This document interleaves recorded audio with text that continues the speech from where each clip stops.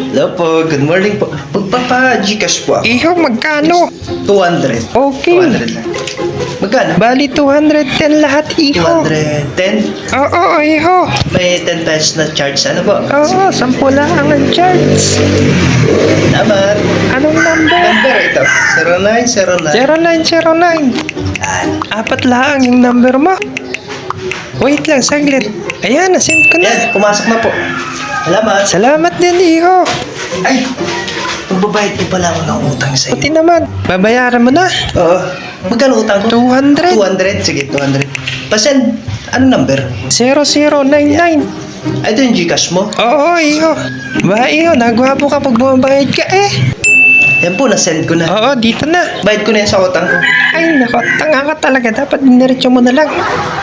Eh, hindi. Nakita ko kasi sila. Ginagamit ng mga kaibigan ko, Gcash. Social daw pa nagbabayad ng utang. So, tinry ko lang. Nag-charge ka pa tuloy. Charge.